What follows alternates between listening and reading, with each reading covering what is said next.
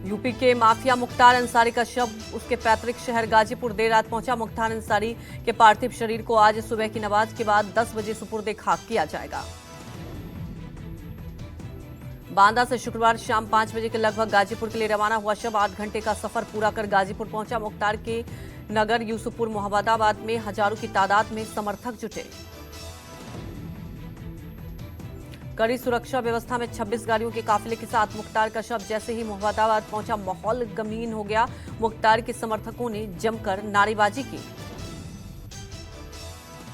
मुख्तार अंसारी की मौत के बाद पूरे राज्य में अलर्ट है। यूसुफपुर मोहम्मदाबाद में मुख्तार के घर के आसपास भारी संख्या में फोर्स तैनात है। गाजीपुर के मोहम्मदाबाद के कालीबाग कब्रिस्तान में मुख्तार अंसारी को किया जाएगा सुपुर्द खाक।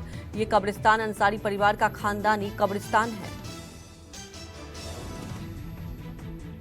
कालीबाग कब्रिस्तान में मुख्तार की कब्र बनाई गई। वहीं मुख्तार अंसारी के पिता और मां की भी कब्र है। कब्रिस्तान के बाहर भी समर्थकों की भारी भीड़।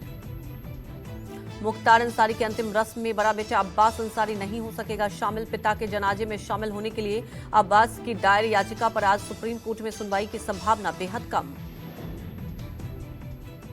गैंगस्टर से राजनेता बने मुख्तार अंसारी के अंतिम रस्म में पत्नी अफसा अंसारी के शामिल होने पर भी सस्पेंस। लंबे समय से फरार अफसा पर भी दर्ज है कई मुकदमे। शुक्रवार को देर रात मुख्तार का छोटा बेटा उमर अंसारी और बहू निखत शव लेकर गाजीपुर पहुंचे। शुक्रवार को बांदा मेडिकल कॉलेज में पोस्टमार्टम के बाद शाम 4:30 बजे प्रशासन ने सौंपा था शव। मुख्तार के शव को लेकर चला काफिला बांदा से चित्रकूट, कौसाम्बी, प्रयागराज, भदोही, वाराणसी के रास्ते गाजीपुर पहुंचा। गाजीपुर एसपी ओमवीर सिंह ने बताया सुपुर्द खाक की तैयारी पूरी। मुख्तार के भतीजे सुहेब अंसारी ने एक्स पर पोस्ट कर लोगों से जनाजे में शामिल होने की अपील की। सुहेब ने लिखा, मेरे छोटे चाचा का इंतकाल हो गया था, मरहूम की मगफिरत के लिए दुआ करें। गुरुवार रात दिल का दौरा पड़ने से हुई मौत के बाद शुक्रवार को मुख्तार का पोस्टमार्टम किया जाएगा। बांदा मेडिकल कॉलेज में 5 डॉक्टरों की टीम ने 2 घंटे में किया पोस्टमार्टम।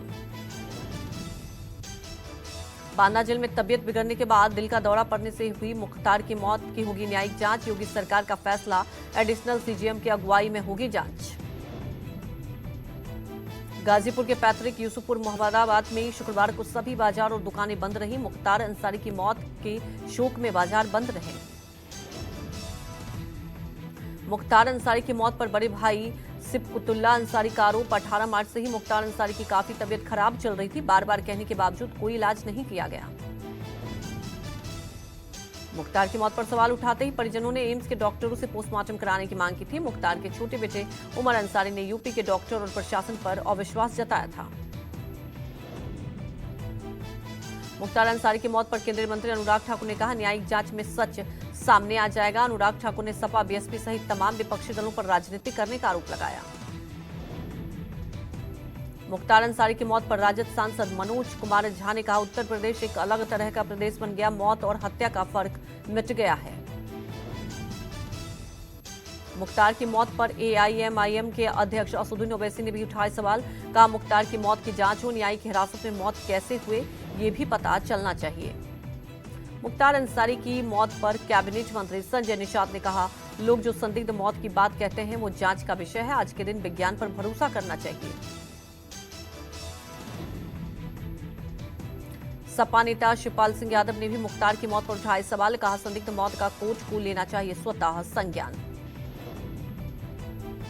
कांग्रेस प्रवक्ता सुरेंद्र राजपूत ने न्यायिक जांच की मांग की। कहा, मुख्तार ने हत्या की आशंका जताई थी और जिस तरह से मुख्तार की मौत हुई वो बीजेपी सरकार पर गंभीर सवाल खड़े कर रही है।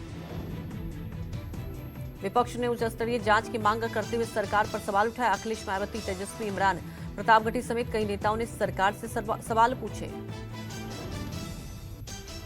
मुख्तार अंसारी की मौत के बाद योगी सरकार पर भड़के अखिलेश यादव। कहा, बीजेपी को सत्ता में बने रहने का कोई हक नहीं। यूपी सरकारी अराजकता के सबसे बुरे दौर से गुजर रहा है। अखिलेश यादव ने एक्स पोस्ट में लिखा, हर हाल में और हर स्थान पर किसी के जीवन की रक्षा करना सरकार का सबसे पहला दायित्व और कर्तव्य होता है। मायावती ने एक्स पोस्ट में लिखा, मुख्तार अंसारी की जेल में हुई मौत को लेकर उनके परिवार द्वारा जो लगातार शंकाएं और गंभीर आरोप लगाए गए हैं उनकी उच्च स्तरीय जांच जरूरी है। तेजस्वी यादव ने भी मुख्तार की मौत पर उठाए सवाल। एक्स पर पोस्ट कर कहा, जहर दिए जाने की उनकी शिकायतों को गंभीरता से नहीं लिया गया। दिल्ली सीएम केजरीवाल को सीएम पद से हटाने की मांग को लेकर एक और जनहित याचिका दायर। दिल्ली हाई कोर्ट में हिंदू सेना ने दायर की याचिका। ऐसी एक याचिका हाईकोर्ट कर चुका है खारिज। केंद्र की मोदी सरकार के खिलाफ कांग्रेस का आज से 2 दिवसीय देशव्यापी प्रदर्शन। टैक्स आतंकवाद का आरोप लगा रही कांग्रेस आज और कल सभी राज्यों और जिला मुख्यालयों पर करेगी प्रदर्शन। असम सहित पूर्वोत्तर राज्यों में आज से पेट्रोल पंप मालिकों की 2 दिवसीय हड़ताल। कमीशन बढ़ाने सहित कई मांगों को लेकर पूर्वोत्तर के सभी राज्यों में आज सुबह 5 बजे से 1 अप्रैल सुबह 5 बजे तक पेट्रोल पंप बंद रहेंगे। चुनाव आयोग ने एग्जिट पोल पर रोक लगाने को लेकर शुक्रवार को नोटिफिकेशन जारी किया। एग्जिट पोल पर 19 अप्रैल सुबह 7 बजे से 1 जून शाम 6:30 बजे तक बैन रहेगा। भीम आर्मी और आजाद समाज पार्टी के मुखिया चंद्रशेखर को मिली Y+ सुरक्षा। लोकसभा चुनाव के मद्देनजर गृह मंत्रालय का फैसला। आज भारत रत्न सम्मान समारोह का राष्ट्रपति भवन में आयोजन। बीजेपी के वयोवृद्ध नेता लालकृष्ण आडवाणी को छोड़ 4 महान शख्सियतों को दिया जाएगा मरणोपरांत सर्वोच्च सम्मान। राष्ट्रपति भवन में राष्ट्रपति द्रौपदी मुर्मू भारत रत्न से सम्मानित शख्सियतों के परिजनों को देंगी मेडल और पत्र। इस साल कर्पूरी ठाकुर, चौधरी चरण सिंह, PV नरसिम्हा राव और कृषि वैज्ञानिक MM स्वामीनाथन को भी भारत रत्न दिया गया है। राष्ट्रपति भवन में आयोजित कार्यक्रम में पीएम मोदी और बिहार सीएम नीतीश कुमार भी करेंगे शिरकत। स्वास्थ्य कारणों से आडवाणी को भी घर जाकर राष्ट्रपति मुर्मू सम्मान प्रदान करेंगी। राजधानी दिल्ली सहित आसपास के इलाकों में आज बदल सकता है मौसम का मिजाज। पश्चिम विक्षोभ और पहाड़ों पर हुई बर्फबारी से गर्मी से मिलेगी राहत, लेकिन हल्की बूंदाबांदी से गेहूं की खड़ी फसलों को नुकसान की आशंका। मध्य प्रदेश सहित कई राज्यों में आज रंग पंचमी का त्योहार। देव होली के नाम से मशहूर रंग पंचमी चैत्र माह के कृष्ण पक्ष में पंचमी तिथि को मनाई जाती है। रंग पंचमी पर मध्य प्रदेश की राजधानी भोपाल में निकलता है भव्य जुलूस। इंदौर में भी दिखती है रंग पंचमी की धूम। इंदौर रंग पंचमी जुलूस में शामिल होंगे मुख्यमंत्री मोहन यादव। दिल्ली सीएम केजरीवाल की गिरफ्तारी के विरोध में अभियान जारी। केजरीवाल को आशीर्वाद अभियान की शुक्रवार से शुरुआत। सुनीता केजरीवाल ने फोन नंबर जारी कर कहा, केजरीवाल के लिए भेजिए दुआएं। दिल्ली सीएम केजरीवाल की पत्नी सुनीता केजरीवाल ने कहा, कोच के सामने सच बोलने के लिए हिम्मत चाहिए। आपके मुख्यमंत्री के रोम रोम में बसी है देशभक्ति। बीजेपी सांसद मनोज तिवारी ने सुनीता केजरीवाल पर कसा तंज। अरविंद केजरीवाल के बाद अब सुनीता बनना चाह रही हैं दिल्ली की मुख्यमंत्री। दिल्ली सीएम केजरीवाल की गिरफ्तारी के खिलाफ इंडिया गठबंधन की हुंकार। 31 मार्च को रामलीला मैदान में जुटेंगे विपक्षी नेता। रैली में शामिल हो सकती हैं सोनिया गांधी। रामलीला मैदान में एक मंच से कांग्रेस अध्यक्ष खड़गे राहुल गांधी, तेजस्वी यादव, झारखंड सीएम चंपई सोरेन, शरद पवार, उद्धव ठाकरे, सीताराम येचुरी, फारूक अब्दुल्ला भरेंगे हुंकार। इंडिया गठबंधन की रैली को संबोधित करेंगी झारखंड के पूर्व सीएम हेमंत सोरेन की पत्नी कल्पना सोरेन। रैली में 1 लाख से ज्यादा भीड़ जुटने का लक्ष्य। आपने झोंकी ताकत। आप नेता और दिल्ली सरकार के मंत्री गोपाल राय का दावा, सीएम केजरीवाल की गिरफ्तारी से देश भर में नाराजगी। 31 मार्च को दिखेगी लोगों की प्रतिक्रिया। इंडिया गठबंधन की रैली को लेकर कांग्रेस आज करेगी प्रेस कॉन्फ्रेंस। पार्टी नेता जयराम रमेश, दीपक बावरिया और अरविंदर सिंह लवली सुबह 11 बजे करेंगे पीसी। इंडिया गठबंधन की रैली में टीएमसी भी होगी शामिल। पार्टी नेता शशि पांचा ने कहा, हमारे सांसद डेरेक ओब्रायन और सागरिका घोष रामलीला मैदान रैली में शामिल होंगे। केंद्रीय मंत्री अनुराग ठाकुर ने इंडिया गठबंधन के प्रस्तावित रैली पर कसा तंज। कहा, जमीनी स्तर पर एक दूसरे की फूटी आंख नहीं देखने वाले और राजनीतिक स्वार्थ के लिए तालमेल की नाकाम कोशिश कर रहे हैं। बिहार में इंडिया अलायंस का हुआ सीट बंटवारा। आरजेडी 26, कांग्रेस 9, लेफ्ट 5 सीटों पर लड़ेगी चुनाव। पूर्णिया सीट से लेकर कांग्रेस नेता पप्पू यादव ने फिर ठोका दावा। वायनाड सीट का हवाला देकर फ्रेंडली फाइट की कही बात। पूर्णिया में कांग्रेस का झंडा स्थापित करने का दोहराया संकल्प। पप्पू यादव के टकराव वाले तेवर पर बोले आरजेडी नेता तेजस्वी यादव, हमारा गठबंधन एक पार्टी से है, ना कि किसी शख्स से। कांग्रेस ने कन्हैया कुमार के बेगूसराय सीट से लड़ने की हसरतों पर भी पानी फिरा। इंडिया गठबंधन में सीटों को लेकर उभरे तनाव पर बिहार डिप्टी सीएम विजय सिन्हा का तंज। एक परिवारवादी क्षेत्रीय दल के सामने नतमस्तक है राष्ट्रीय स्तर की परिवारवादी पार्टी। हिमाचल प्रदेश की मंडी सीट से बीजेपी प्रत्याशी कंगना रनौत ने राहुल गांधी पर बोला हमला, कहा 400 पार कर कांग्रेस नेता को दिया जाएगा जवाब। सुप्रिया श्रीनेत की टिप्पणी पर कंगना ने कहा, मंडी की जनता दिखाएगी आईना। कांग्रेस ने शुक्रवार शाम लोकसभा उम्मीदवारों की जारी की 9वीं लिस्ट। सूची में कर्नाटक के 3 प्रत्याशी सहित राजस्थान के उम्मीदवार। कांग्रेस ने राजस्थान में भीलवाड़ा और राजसमंद से बतला प्रत्याशी। भीलवाड़ा के दामोदर गुर्जर की जगह सीपी जोशी लड़ेंगे चुनाव। राजसमंद से सुदर्शन रावत की जगह दामोदर गुर्जर को टिकट। बीजेपी ने राजस्थान और झारखंड विधानसभा उपचुनाव के लिए घोषित किए उम्मीदवार। झारखंड के गांडी सीट के लिए दिलीप कुमार वर्मा को टिकट। राजस्थान के बागीडोरा से सुभाष तंबोलिया प्रत्याशी। कर्नाटक के लोकसभा चुनाव प्रचार के लिए बीजेपी स्टार प्रचारकों की लिस्ट जारी। PM Modi, Shah, Nadda, UP CM Yogi सहित पूर्व मुख्यमंत्री बीएस येदियुरप्पा का नाम भी सूची में शामिल।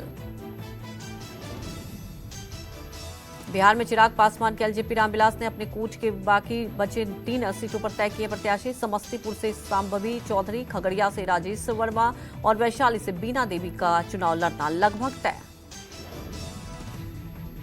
पश्चिम बंगाल की 2 विधानसभा सीटों पर होने वाले उपचुनाव के लिए टीएमसी प्रत्याशियों का ऐलान। पार्टी ने भगवान गोला से रियात हुसैन और बारनगर सीट को अभिनेत्री संयिका बनर्जी को दिया है टिकट। लोकसभा के पूर्व अध्यक्ष और कांग्रेस के गद्दावर नेता शिवराज पाटिल की बहू आज बीजेपी में होंगी शामिल। शुक्रवार को अर्चना पाटिल चाकुरकर को महाराष्ट्र डिप्टी सीएम फडणवीस से मुलाकात की थी। इनकम टैक्स से कांग्रेस को 1700 करोड़ का नोटिस। पार्टी बोली, बीजेपी अपने डोनर्स पर कुछ नहीं बोलती, आईटी को सिर्फ कांग्रेस दिख रही है। अजय माखन का आरोप, बीजेपी पर 4600 करोड़ रुपए का जुर्माना। आयकर विभाग को इस रकम के भुगतान के लिए मांग उठानी चाहिए। आईटी नोटिस को लेकर राहुल गांधी ने दी गारंटी वाली धमकी। एक्स पर पोस्ट कर कहा, जब सरकार बदलेगी तो लोकतंत्र का चीरहरण करने वालों पर ऐसी कार्रवाई होगी कि दोबारा ये सब करने की हिम्मत नहीं होगी। कांग्रेस नेता जयराम रमेश ने इलेक्टोरल बॉन्ड के मुद्दे पर बीजेपी को फिर घेरा। कहा, बीजेपी ने चंदा दो, धंधा दो, ठेका लो, चंदा दो, हफ्ता वसूली और शेल कंपनियों से चंदा के जरिए फंड जुटाया है। कांग्रेस अध्यक्ष मल्लिकार्जुन खड़गे का इंडिया गठबंधन बनाने को लेकर बड़ा दावा। कहा, यह बिहार सीएम नीतीश कुमार की सोच नहीं बल्कि कांग्रेस नेता राहुल गांधी की सोच का नतीजा है। बिहार के डिप्टी सीएम सम्राट चौधरी ने फिर साधा लालू प्रसाद पर निशाना। कहा, लालू जी अपने परिवार की महिलाओं को ही तवज्जो देते हैं, जबकि हम पूरे देश की महिलाओं और मां बहनों की चिंता करते हैं। राजस्थान के जोधपुर सीट से आज केंद्रीय मंत्री गजेंद्र सिंह शेखावत करेंगे नामांकन। केंद्रीय मंत्री के नामांकन के वक्त सीएम भजन लाल के भी मौजूद रहने की संभावना। माइक्रोसॉफ्ट के सह संस्थापक बिल गेट्स ने लिया पीएम मोदी का interview. AI, digital revolution, education, agriculture, नारी शक्ति समेत तमाम मुद्दों पर दोनों के बीच हुई बातचीत। पीएम मोदी ने इंटरव्यू के दौरान बिल गेट्स से कहा, हमारे यहां जब बच्चा पैदा होते हैं तो आई नहीं बल्कि एआई बोलते हैं।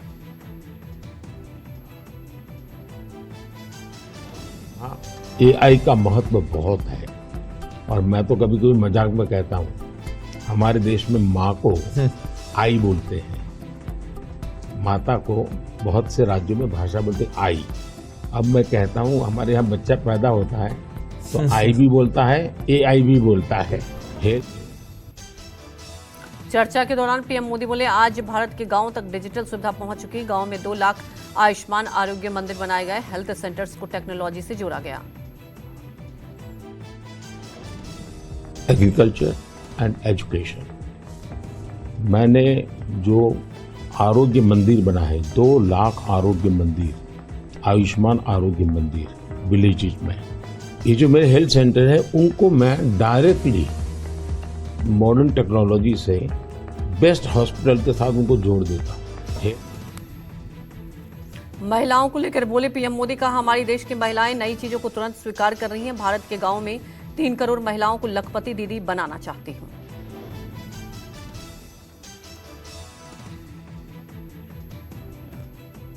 इंटरव्यू में पीएम मोदी ने बिल गेट्स को ड्रोन दीदी के बारे में भी बताया। कहा, कृषि क्षेत्र में बड़ी क्रांति आई। कृषि को लेकर मैं लोगों का माइंडसेट बदलना चाहता हूं।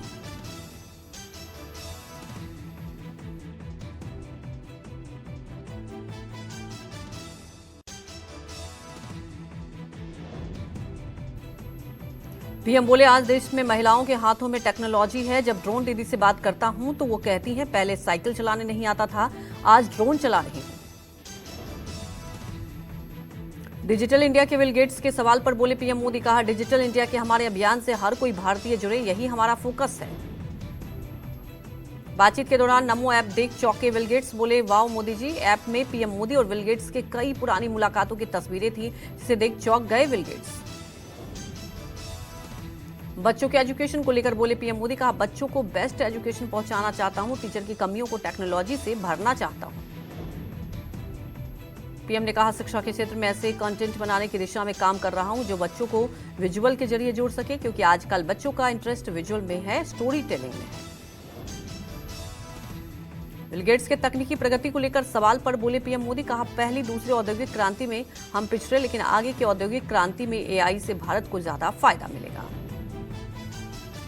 पीएम मोदी ने कहा, सर्वाइकल कैंसर पर सरकार गंभीर, लोग क्लाइमेट फ्रेंडली लाइफस्टाइल अपनाएं, सेहत को देखते हुए मोटे अनाज के उत्पादन में बढ़ोतरी। केजरीवाल की गिरफ्तारी पर आपका हमला, सौरभ भारद्वाज ने कहा, असली घोटाला ईडी की जांच के बाद शुरू हुआ, ईडी की जांच आपको भ्रष्टाचारी बताने के लिए। जांच के नाम पे ईडी जो है वो आम आदमी पार्टी के ऊपर भ्रष्टाचार की बदनामी चिपका सके, एक स्मोक स्क्रीन बनाई जा सके, और उस स्मोक स्क्रीन के पीछे ईडी एक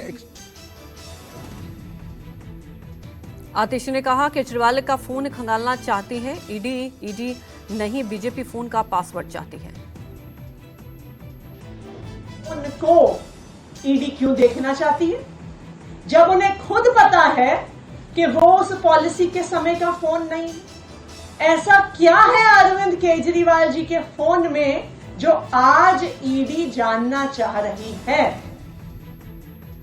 महाविकास अघाड़ी में सीट शेयरिंग को लेकर पेच अभी फंसा। 31 मार्च को महाविकास अघाड़ी की दिल्ली में होगी बैठक, सीट शेयरिंग समेत कई मुद्दों पर होगी चर्चा। लोकसभा चुनाव में पहले फेज के लिए नामांकन का दौर खत्म, विपक्षी खेमा सभी तैयारियों को फाइनल टच देने में जुटे। 19 अप्रैल को वोटिंग। एनसीपी नेता जितेंद्र आव्हाड का बयान, कहा, प्रकाश अंबेडकर जो कर रहे हैं वो संविधान के खिलाफ काम करने वालों के हित में है। पहली बार वंचित बहुजन अखाड़ी के अध्यक्ष प्रकाश अंबेडकर ने संजय राउत पर जमकर हमला बोला, कहा, राउत ने मेरी पीठ में छुरा फोका है।